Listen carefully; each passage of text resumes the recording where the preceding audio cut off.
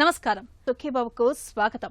ఈ రోజు సుఖీభవలో మనసారా తినండి, తరచూ లేచి నిల్చోవడము మేలే, మధుమేహులు పండ్లు తినచ్చా, నడుస్తుంటే పిక్కలు పట్టేస్తున్నాయా, ఇంకా హెల్త్ టిప్. ఇవాళ మనం ఏం తింటున్నామో ఎలా తింటున్నామో తెలియడం లేదు. 3 పూటలా తిన్నామా, కడుపు నిండిందా అనుకుంటున్నామే కానీ ఏం తింటున్నాం, తినే తిండి నుంచి శరీరానికి కావలసిన పోషకాలన్నీ అందుతున్నాయా అని ఆలోచించడం లేదు. తిండి విషయంలో ఈ నిర్లక్ష్యమే అనేక రకాల అనారోగ్యాల్ని తెచ్చిపెడుతుందంటారు నిపుణులు. అందుకే తినేటప్పుడు మనిషిక్కడ మనసెక్కడో అన్నట్లుగా కాకుండా తీసుకునే ఆహారంపైనే మనసును లగ్నం చేయమంటారు డాక్టర్లు. మైండ్ఫుల్ ఈటింగ్ గా పిలిచే ఈ అలవాటు వల్ల అటు ఆహారం రుచిని ఆస్వాదించవచ్చు, ఇటు ఆరోగ్యాన్ని సొంతం చేసుకోవచ్చు. అదెలాగో ఇప్పుడు తెలుసుకుందాం.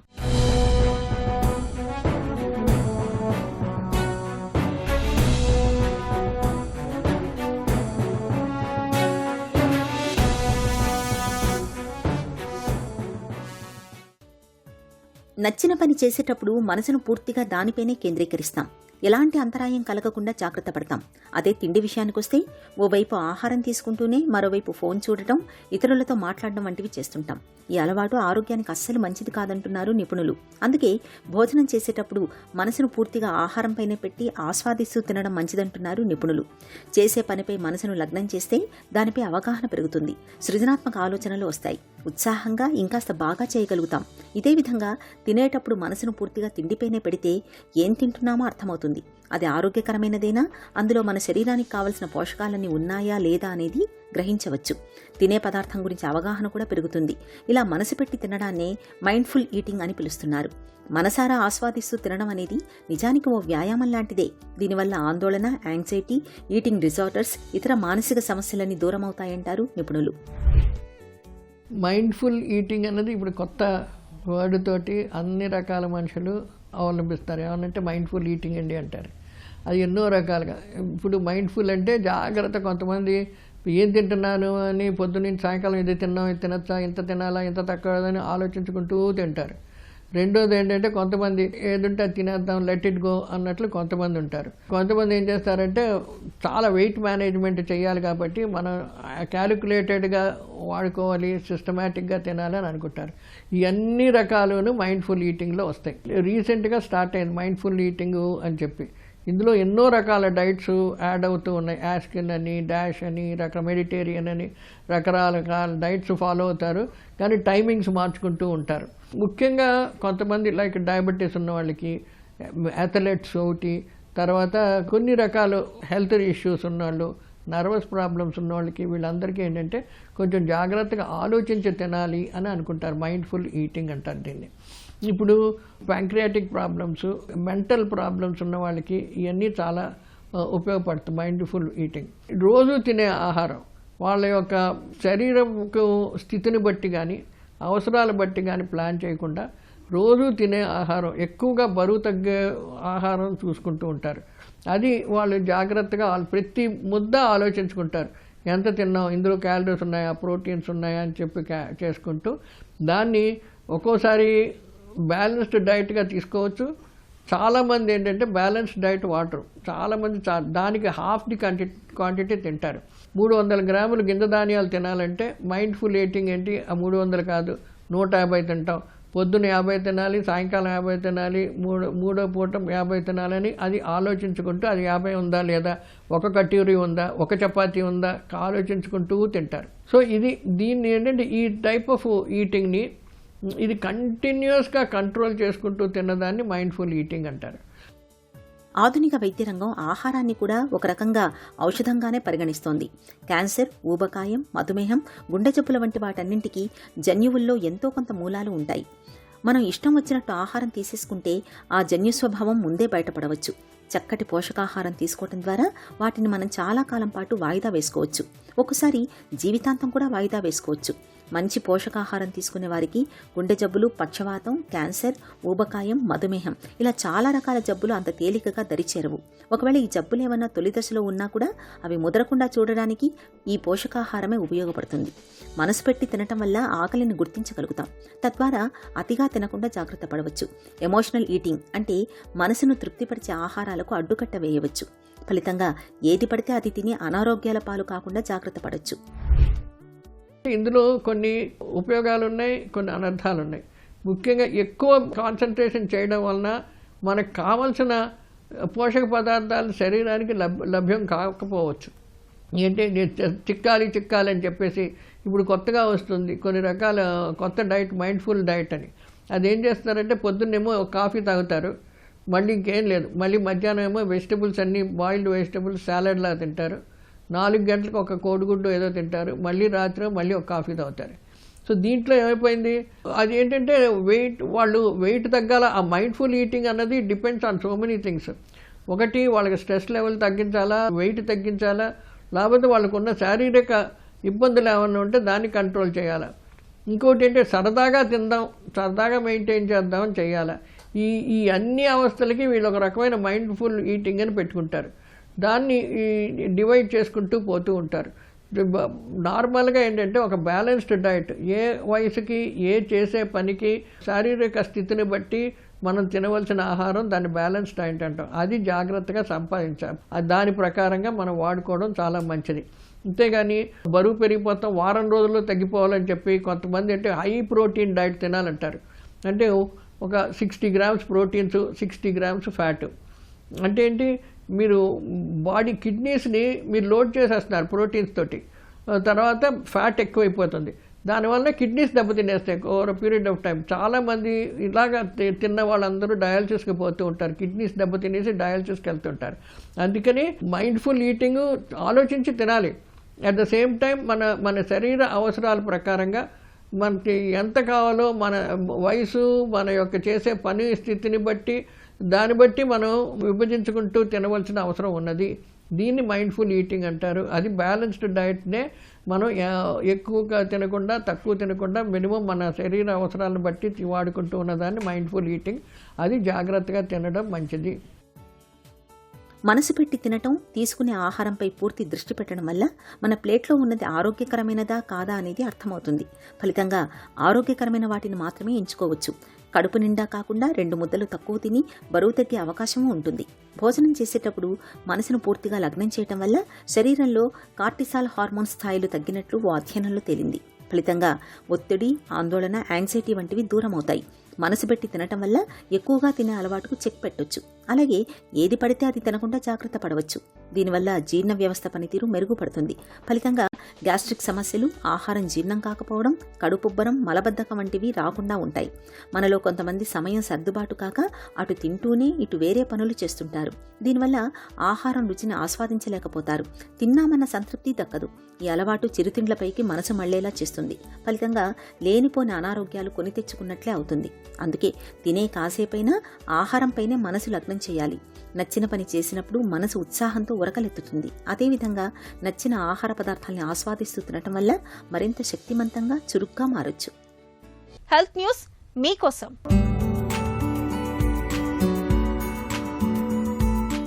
వ్యాయామం సరిగ్గా చేయలేకపోతున్నామని చింతిస్తున్నారా? అయితే కూర్చున్నప్పుడు మధ్యలో నిలబడుతూ ఉండండి. ఇది తేలికైందే అయినా గుండె ఆరోగ్యాన్ని కాపాడుకోవడానికి బాగా తోడ్పడుతున్నట్లు తాజాగా ఒక అధ్యయనంలో బయటపడింది. ఇలా తరచూ లేచి నిల్చోవడం అనేది ముఖ్యంగా మహిళలకు ఎంతో మేలు చేస్తున్నట్లు వెల్లడైంది. రోజంతా తరచూ లేచి నిల్చోవడం వల్ల రక్తపోటు ఒక్కింత అదుపులోకి వస్తున్నట్టు అమెరికాకు చెందిన పరిశోధకులు గుర్తించారు. నిజానికి తక్కువగా కూర్చోవడమే మంచిది. ఒకవేళ ఇది కుదరకపోయినా అప్పుడప్పుడు లేచి నిల్చోవడం అనేది రక్తపోటు తగ్గడానికి, గుండె ఆరోగ్యం మెరుగుపడడానికి తోడ్పడడం గమనార్హం. ఈ అధ్యయనంలో నెలసరి నిలిచిన, అధిక బరువు, ఊబకాయంతో బాధపడుతున్న స్త్రీలను ఎంచుకొని 3 బృందాలుగా విభజించారు. ఒక బృందానికి తక్కువగా కూర్చోవాలని చెప్పగా, రెండో బృందానికి కూర్చున్నప్పుడు లేచి నిల్చునే సంఖ్యను పెంచుకోవాలని, మూడో బృందానికి మామూలుగా తమ పనులను చేసుకోవాలని సూచించారు. ఎక్కువసార్లు లేచి నిల్చుంటున్న వారిలో సిస్టాలిక్ రక్తపోటు 3 mm/Hg కన్నా ఎక్కువగా తగ్గగా, డయాస్టాలిక్ రక్తపోటు 2 mm/Hg కన్నా ఎక్కువగా తగ్గినట్టు తేలింది. అంకెల పరంగా చూస్తే ఇది తక్కువే అయినా తరచూ నిలుచోవడం రక్తపోటు మీద ప్రభావం చూపుతున్నట్లు అధ్యయన ఫలితాలు సూచిస్తున్నాయని పరిశోధకులు చెబుతున్నారు. షుగర్ వచ్చిందని తెలియగానే మనలో చాలా మంది స్వీట్లతో పాటు కాఫీ, టీలకు స్వస్తి చెప్పేస్తూ ఉంటారు. పండ్లను సైతం దూరం పెట్టేస్తూ ఉంటారు. పండ్లు తియ్యగా ఉంటాయని, పండ్లు తింటే షుగర్ పెరిగిపోతుందని బలంగా నమ్ముతూ ఉంటారు. నిజానికి పండ్లు తింటే షుగర్ పెరిగిపోతుందనే నమ్మకంలో నిజం కొంతే అంటారు నిపుణులు. మామిడి, సపోటా వంటి కొన్ని రకాల పండ్లకు మాత్రమే రక్తంలో షుగర్ని పెంచే గుణం ఉంది. వాటికి దూరంగా ఉంటూ మిగతా పండ్లను నిరభ్యంతరంగా తినొచ్చని చెబుతున్నారు డాక్టర్లు. మధుమేహులు తినదగిన పండ్లేవో ఇప్పుడు తెలుసుకుందాం. మనం ఏదైతే పళ్ళు అందుబాటులో ఉన్నాయో వాటన్నిటిలోనూ ఎక్కువ పిండి పదార్థం ఉండేది ఒక అరటిపండు, బనానా అన్నమాట. ఆ బనానాలో 27% అంటే 100 గ్రాముల మీరు అరటిపండు తిన్నట్లయితే 100 గ్రాముల బరువు ఉన్నట్లయితే దాంట్లో 27 గ్రాముల పిండి పదార్థం ఉంటుంది. మిగతా పళ్ళన్నీ కూడా వీటికన్నా తక్కువ పిండి పదార్థం కలిగి ఉన్నాయి. ముఖ్యంగా ఇవాళ మీరు సీతాఫలం చూసుకున్నట్లయితే చాలా తక్కువ ఉంది. దాంట్లో 10%, 12% కన్నా ఎక్కువ లేదు. మామిడి పళ్ళల్లో కూడా 12-14%, 15% మించి లేదు. మీరు ద్రాక్ష పళ్ళు తీసుకున్నట్లయితే 12% మించి పిండి పదార్థం ఉండదు.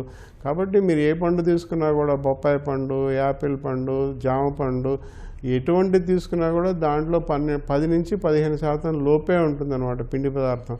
కాబట్టి మీరు ఏదో నేను పండు తినేసి దాంతోపాటు షుగర్ కూడా ఎక్కువ తినేస్తున్నాను అనుకోవడం ఒక భ్రమ. అది పండు అనేది అది వెంటనే మీ రక్తంలో కరిగిపోయి వెంటనే డయాబెటీస్లో ఒక షుగర్ పెంచడానికి అవకాశం ఉంది. అంటే ఇప్పుడు మీరు ఏదైనా ఒక పండు తిని వెంటనే ఒక అరగంటలో రక్త పరీక్ష చేసుకుంటే అది ఎక్కువ ఉండొచ్చు. కానీ 24 గంటలు ఎక్కువ ఉండి దానివల్ల ప్రమాదాన్ని కలిగిస్తుంది అనేది మాత్రం తప్పు. తర్వాత ఏ పండు తిన్నా కూడా దాంట్లో పల్ప్ ఉంటుంది, అంటే దాంట్లో పీచు పదార్థం బాగా ఉంటుంది. ఇప్పుడు 100 గ్రాముల పండులో, అరటి పండులో 27% మరి పిండి పదార్థం ఉంటే మిగతా అంతా పీచు పదార్థం అనమాట. ఆ పీచు పదార్థం అనేది మన శరీరంలో ఎంతో ఉపయోగకరమైనటువంటి జీర్ణక్రియకి సంబంధించింది. మనకి బాగా కదలికలు, జీర్ణాశయం, జీర్ణకోశం, చిన్న ప్రేవులు, పెద్ద ప్రేవుల కదలికల్ని అది చాలా ప్రభావితం చేస్తుంది. అలాగే ఆ జీర్ణాశయంలోను, జీర్ణకోశం కింద ఉన్నటువంటి ప్రేగుల్లోనూ కదలికలు బాగా ఉండటం వలన ఏమవుతుంది, ఆ ఎంజైమ్స్ అన్నీ బాగా రిలీజ్ అవుతాయి. అన్ని రకాల జీర్ణక్రియకి సంబంధించిన అన్ని పదార్థాలు కూడా సక్రమంగా రెగ్యులేట్ చేస్తున్నారు, సక్రమంగా జరుగుతాయి. కాబట్టి అన్ని పళ్ళు తినొచ్చు. ఈ పళ్ళల్లో కూడా పచ్చి పళ్ళు తీసుకున్నట్లయితే మంచిది, అంటే పచ్చి జామకాయ తీసుకుంటే మంచిది, పండు జామకాయ మంచిది కాదని చెప్పి అనవసరంగా అనుకుంటారు. పండు జామకాయ అయినా పచ్చి జామకాయ అయినా లోపల ఉండేటువంటి పిండి పదార్థం ఒకటే. కాబట్టి దయచేసి అందరూ కూడా తెలుసుకోవాల్సిన విషయం ఏంటంటే పళ్ళు అనేవి ప్రకృతి సిద్ధంగా వచ్చినవి కాబట్టి వాటిలో కొన్ని ముఖ్యమైన విషయాలు ఏంటంటే ప్రతి పండుకి ఏదో రంగు ఉంటుంది, పసుపు రంగు, ఎర్ర రంగు. బొప్పాయిలో ఎంజైమ్స్ ఉంటాయి, రకరకాల ఎంజైమ్స్ ఉంటాయి. ఇవన్నీ కూడా శరీరంలో మనకి యాంటీ ఏజింగ్, మన వయసుని తగ్గించేటువంటి పదార్థాలు ఇవన్నీ కూడా. ఈ పసుపచ్చ, ఎరుపు, ఆకుపచ్చ ఏదైతే రంగులు ఉన్నాయో ఇవన్నీ కూడా క్యాన్సర్ నిరోధకాలు. అది కొత్త విషయం తెలుసుకోవాలి మీరు అందరూ కూడా. క్యాన్సర్ నిరోధకాలు. కాబట్టి డయాబెటీస్ ఉన్నంత మాత్రాన పళ్ళు తీసుకోకూడదు అని చెప్పకూడదు. దాంట్లోంచి వచ్చేటువంటి గ్లూకోజ్ పిండి పదార్థం చాలా తక్కువ అనమాట. మీరు ఎవరు అనవసరమైన అపోహలు పెట్టుకుని ఆ పండు తినకూడదు, ఈ పండు తినకూడదు, ఇదే తినాలి, జామకాయ తినాలి, మామిడి పండు తినకూడదు, ఇలాగ అనవసరమైన అపోహలు పెట్టుకుంటారు. పల్ప్ ఫ్రూట్స్ ఎక్కువ తినాలంటే బాగా పీచు పదార్థం ఉన్నటువంటి ఫ్రూట్స్ బాగా తినాలన్నమాట. అన్నిటికన్నా గ్లైసెమిక్ ఇండెక్స్ ఎక్కువ ఉన్నటువంటి పండు గురించి ఆలోచించినట్లయితే ఇప్పుడు మనం వాటర్ మెలన్ మనం తీసుకుంటాం కదా, అందులో మీరు అది కూల్ డ్రింక్ తాగినట్టే, తినగానే వెంటనే రక్తంలో గ్లూకోజ్ పెరిగిపోతుంది. కానీ దాంట్లో 5%, 6% తక్కువ పిండి పదార్థం ఉంటుంది. అంటే 100 గ్రాములు మీరు తిన్నట్లయితే అందులో 5 గ్రాములే షుగర్ ఉంటుంది అనమాట. కాబట్టి ఇలాంటి విషయాలన్నీ తెలుసుకుని అనవసరంగా డయాబెటీస్ ఉన్న వాళ్ళంతా కూడా పళ్ళు తినకూడదు అని చెప్పుకోవడం మంచిది. ఎక్కువ దూరం నడిచినప్పుడు కాలి పిక్కలు పట్టేయడం, నొప్పిగా అనిపించడం మనకు అనుభవమే.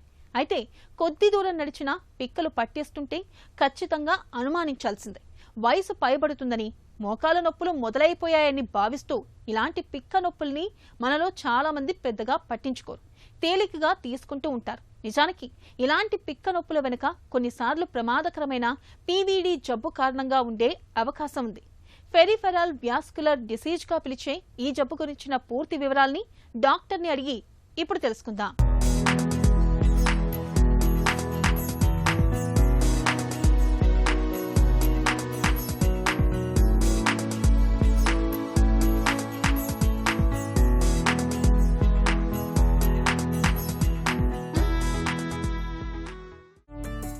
పెరిఫెరల్ ఆర్టీరియల్ డిసీజ్ అంటే ఏంటి? పెరిఫెరల్ ఆర్టీరియల్ డిసీజ్ అంటే ఏంటంటే, మనము రక్తనాళాల్లో మనకి గుండె దగ్గర రక్తనాళాలు ఎలాగైతే ఉంటాయో మన కాళ్ళకు కూడా మన చేతులకు కూడా రక్తనాళాలు సప్లై అలాగే చేస్తుంటాయండి. సో ఆ రక్తనాళాల్లో వచ్చే సమస్యల్ని పెరిఫెరల్ ఆర్టీరియల్ డిసీజెస్ అంటాం. సో ఈ పెరిఫెరల్ ఆర్టీరియల్ డిసీజెస్ ఎలాగ మనకి ప్రజెంట్ అవుతాయంటే, ఫస్ట్ ఇనీషియల్ స్టేజెస్లో కొంచెం నడుస్తూ ఉంటే పిక్కల్లో నొప్పి రావడం అనేది జరుగుతుంది.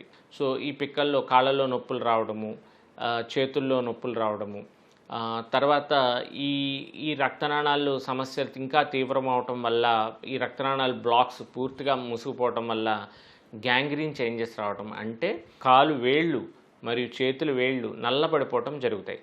ఇలాంటి సమస్యలు అన్నిటిని మనం పెరిఫెరల్ ఆర్టీరియల్ డిసీజెస్ అంటాం. సో కొంతమందిలో ఇవన్నీ లేకుండా ఏమవుతుందంటే కొద్దిగా చర్మం నల్ల రంగులో మారడము, హెయిర్ అనేది లాస్ అవటము ఆ కాళ్ళ వాటి మీద, ఇవన్నీ రక్తనాళాలు రక్త ప్రసరణ తగ్గిందని మనం గ్రహించి ఇవన్నిటిని కూడా పెరిఫెరల్ ఆర్టీరియల్ డిసీజ్ అంటాం. పీఏడీ ఎందుకు వస్తుంది, ఎవరికి వస్తుంది? సో ఇది ముఖ్యంగా మనకి షుగర్ ఉన్న పేషెంట్స్లో, ఏజ్ అయిన పేషెంట్స్లో, అంటే తీవ్రంగా షుగర్తో బాధపడుతుంటారు ఎక్కువ కాలంతో, మోర్ దాన్ 10 years ఉన్న వాళ్ళలో ఎక్కువగా చూస్తుంటాము. అలాగే బీపీ పేషెంట్స్లో, అన్కంట్రోల్డ్ బీపీ ఉన్న పేషెంట్స్లో, స్మోకర్స్లో, తర్వాత కొంతమందిలో జెనెటికల్గా కూడా ఫెమిలియల్ హైపర్ కొలెస్ట్రీమియా అంటాం, అంటే కొలెస్ట్రాల్ లెవెల్స్ ఎక్కువ ఉంటాయి వాళ్ళల్లో. తర్వాత ఏజ్ కొద్దిగా వయసు పెరిగే కొలిది ఈ మన రక్తనాళాల్లోనే పెళుస్తత్వం అనేది పెరుగుతుంది. దీన్ని ఎథెరోస్క్లెరోసిస్ అంటాం. ఇలాంటి ఎథెరోస్క్లెరోసిస్ ఉన్న పేషెంట్స్లో వీళ్ళందరిలో కూడా ఈ పెరిఫెరల్ ఆర్టీరియల్ డిసీజ్ అనేది వచ్చేదానికి అవకాశం ఉంటుందండి. సో అందుకనే ఈ ఆర్టీరియల్ స్కాన్ అనేది ఏబిఐ, టీబీఐ మరియు ఆర్టీరియల్ ఏజ్ అనే స్కాన్ని మనకి చేసుకున్నట్టయితే ముందుగానే ఈ పెరిఫెరల్ ఆర్టీరియల్ డిసీజ్ గురించి అవగాహన వస్తుంది. పీఏడీ తాలూకు లక్షణాలు ఎలా ఉంటాయి? ఈ సిమ్టమ్స్ ఫస్ట్ అయితే క్లాడికేషన్ అని చెప్పాను, అంటే పిక్కల నొప్పులు రావడము, తర్వాత పిక్కలు పట్టేయటము, పిక్కలులో తీవ్రమైన బాధ కలగడము, ఇవన్నీ కూడా ఇనీషియల్ సిమ్టమ్స్. తర్వాత గ్యాంగ్రీన్ అయిపోవటము, ఇంకొంతమందిలో గ్యాంగ్రీన్ సివియర్ అయ్యి కాలు కూడా తీసుకొని కూడా వస్తుంటారండి. ఆల్రెడీ వేళ్ళు కానీ ఇవన్నీ షుగర్ వల్ల అన్కంట్రోల్డ్ ఉన్నాయని కట్ చేయించుకొని వస్తారు. సో ఇలాంటిది ఏమీ లేకుండా ముందుగానే మనం ఈ సిమ్టమ్స్ గురించి దీని గురించి అవగాహన మనం చేసుకున్నట్టయితే డెఫినెట్గా కూడా మనకి పెరిఫెరల్ ఆర్టీరియల్ డిసీజ్ ముందుగానే గమనించుకోవచ్చు. పీఏడీ జబ్బుని ఎలా నిర్ధారించుకుంటారు? దీనికి నిర్ధారణ చాలా సులువండి. ఏబిఐ, టీబీఐ మరియు ఆర్టీరియల్ ఏజ్ అనేది చూస్తాము. రక్త ప్రసరణ ఎంత పర్సంటేజ్ వెళ్తుందో కూడా ఆ స్కాన్లో మనకు అర్థమైపోతుంది. ఇది ఒక చిన్న టెస్ట్ అండి. బీపీ కప్స్ ఎలా పెడతామో అలాగే ఒక పరికరం ఉంటుంది. ఒక 5 నిమిషాల్లో మనకి ఈ టెస్ట్ ద్వారా మనకు పెరిఫెరల్ ఆర్టీరియల్ డిసీజ్ ఉందా లేదో తెలిసిపోద్ది. మరీ తీవ్రంగా ఉన్న వాళ్ళల్లో డాప్లర్ స్కాన్ మరియు సిటీ యాంజియోగ్రామ్ కూడా చేస్తాము. సో ఇవన్నీ చూసుకొని యాంజియోగ్రామ్ అది చేసుకొని ఏ స్థాయిలో ఉంది మనకి పెరిఫెరల్ ఆర్టీరియల్ డిసీజ్ అని చూసుకొని దీనికి చికిత్స అనేది ప్లాన్ చేసుకుంటాం. పెరిఫెరల్ ఆర్టీరియల్ డిసీజ్కి చికిత్స ఎలా ఉంటుంది? ఎర్లీ స్టేజ్లో ఉన్న వాళ్ళలో చికిత్స చాలా సులువు అండి. చికిత్స అనేది మనం ఒక చిన్న టాబ్లెట్స్ కొన్ని ఉంటాయి, దాంతోపాటు కొన్ని మందులు ఉంటాయి.